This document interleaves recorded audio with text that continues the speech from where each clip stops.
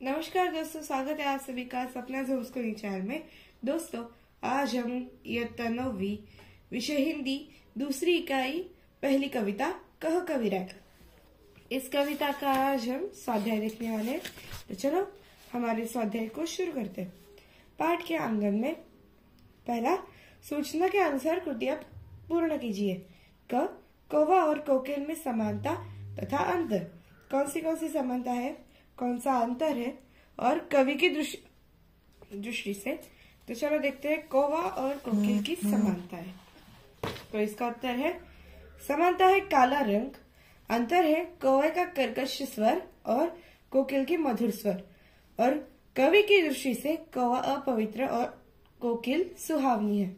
चलो हमारा दूसरा प्रश्न है, कवि की दृष्टि से मित्र की परिभाषा। जो स्वार्थ रहित प्रेम, साथ देने वाला, धन से कोई मतलब नहीं और धोखा न देने वाला जो हो, वह मित्र कहलाता है। तीसरा है आकृति, बिना सोचे काम करने के परिणाम। तो हमें 4 परिणाम लिखने हैं। पहला है काम बिगड़ जाता है। दूसरा परिणाम है जग में हंसी होती है। 3 पछताना पड़ता है और 4 है किसी भी काम में मन नहीं लगता। आगे है कविता में प्रयुक्त तत्सम तद्भव देशज शब्दों का चयन करके उनका वर्गीकरण कीजिए तथा 5 शब्दों का वाक्य में प्रयोग कीजिए। पहला है तत्सम शब्द। पहला है दुर्जन। दुर्जन को कितना ही समझा जाए वह अपनी दुर्जनता नहीं छोड़ता। दूसरा है चित्त।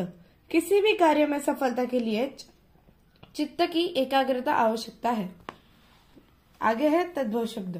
पहला, इस संसार में बिना गुण कोई किसी को महत्व नहीं दे। दूसरा है ऐसा मनुष्य बिरला ही होता है जो परोपकार के लिए अपना जीवन न्यौछावर कर दे। तो यहाँ पे बिरला और गुण ये 2 तद्भव शब्द है। देशज शब्द। धावे, तो मोही को मारन धावे, दावही कवही न खींचे। दूसरा है पछताए। अब पछताए होत क्या जब चिड़िया चुन गई खेत। तो पछताए और धावे ये 2 देशज शब्द भी हो गए। तो आगे है कवि के मतानुसार मनुष्य की विचारधारा स्पष्ट कीजिए। ऋण लेते समय कैसी होती है विचारधारा? मीठे वचन बोलना या फिर झूठ बोलना। दूसरा है ऋण लौटाते समय मारने दौड़ना, कागजों को झूठा बताना। दोस्तों, इस तरह से हमारा स्वाध्याय पूर्ण हो गया है। अगर आपको ये वीडियो अच्छी लगी तो इसे लाइक कीजिए, चैनल को सब्सक्राइब कीजिए। हमारे प्रयत्न अच्छे लगते हैं तो सपना होम स्कूलिंग चैनल को सब्सक्राइब कर दीजिए। मिलते हैं अगले वीडियो में, तब तक के लिए बाय बाय।